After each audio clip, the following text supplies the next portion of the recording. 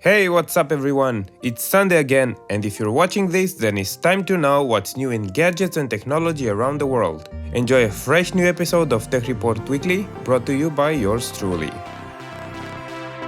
Windows Phone is a really well-optimized OS when compared to Android and iOS, as it runs flawlessly on any device, no matter if it's a low-budget smartphone or the latest flagship. Their latest iteration of the software, however, was pretty buggy and rushed with the release of the Lumia 950 and 950 XL, which eventually led to low sales and a lot of frustration towards Microsoft. Trying to clean up some of the shame, they released the Lumia 650 earlier this week, which sports a Qualcomm Snapdragon 212, 1GB of RAM, 16GB of internal storage which can be expanded up to 200GB with the help of a microSD card, and a 5-inch 720p display. It rocks an 8MP modest rear camera and a 5MP front camera, a 2000mAh battery, and it all weighs in at 122 grams, taking into account its aluminum frame and plastic body. It's pushed as a business phone, but at $200 it should be a decent enough addition as a daily driver if you don't want to spend a fortune on a flagship phone. OpenGL saw its first release back in 1992, so it was a matter of time until a successor was ready to take its place. Vulkan is the name of the new graphics API, which has already been adopted by both AMD and Nvidia, for which they already released new developer builds that include support for it. The API is based on the Mantle API released by AMD some time ago, and it provides developers low-level access to the GPU's discrete or on-chip graphics, which in return would help push better graphics and faster development time. On the PC side of the API, Vulkan supports the Linux and Windows 7, 8.1 and 10 operating systems, while on the mobile side, the Adreno 530 GPU on the Snapdragon 820 CPU will make use of both the framework and computational power. All that's left now is for developers to take advantage of the API and show us how far it can be pushed.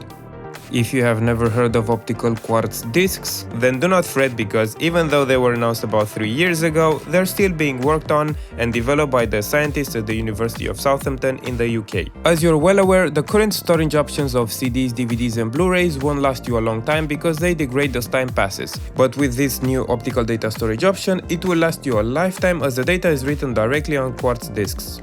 That is not the only advantage of this technology though. You will be able to store up to 360 terabytes. Yeah, you heard that one right. For as long as 13.8 billion years. As long as you don't keep them somewhere hotter than 190 degrees Celsius. What? This means that the dinosaurs or whatever is going to come after the human race will be able to use those disks and check out your porn collection.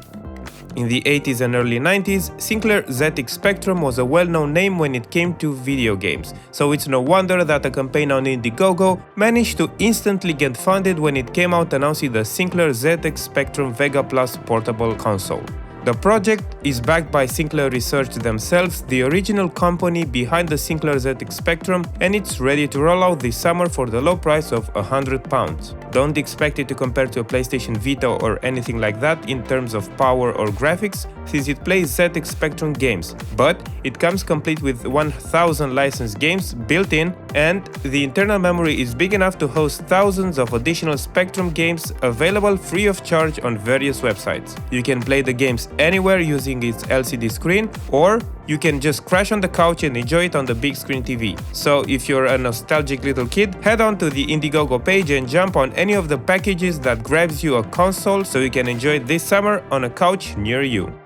I know a lot of Pentax enthusiasts have been waiting for this little puppy, and the wait is now over, as the camera maker announced the K1 earlier this week as its first full-frame DSLR. As you should all probably be used by now from previous models, the K1 is also weather-resistant and dust-proof thanks to its magnesium body, and it sports a 36.4MP sensor with a native ISO of 204,800 and a shooting speed rate of 4.4 frames per second. Also worth noting is the 33-point autofocus system, a 3.2-inch LCD swivel display, HDR mode, dual SD card slots, and the ability to shoot 1080p videos at 30 frames per second. The company also introduced a 15 to 30mm f2.8 ultra-wide-angle zoom and a 28 to 105mm f3.5 to 5.6 general-purpose zoom alongside the K1, which by the way can be yours for $1,800. Don't worry Canon fans, I've got you covered as well with the brand new EOS 80D that was recently revealed and perhaps aimed at filmmaker enthusiasts. Unlike the K1, the 80D is a crop sensor DSLR camera which features a 24.2 megapixel APS-C CMOS sensor with a Digic 6 processor, 45-point all-cross type autofocus, 7 frames per second continuous shooting and a max native ISO of 16,000. You'll be able to shoot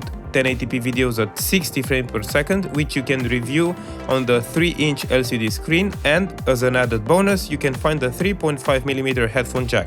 The 80D is a direct upgrade to the almost 3 years old 70D and can be had if you decide to dish out around $1,200 when it lands in stores 2 months from now. We're at the end of the episode again, and since we've had 2 interesting announcements this week on the photography realm, let me know in the comments which of the 2 DSLRs you would get and why. Don't forget to go back to the 80s on that like button, share the video so everyone can enjoy this awesomeness, and subscribe to the channel for future videos. And until the next one, see ya!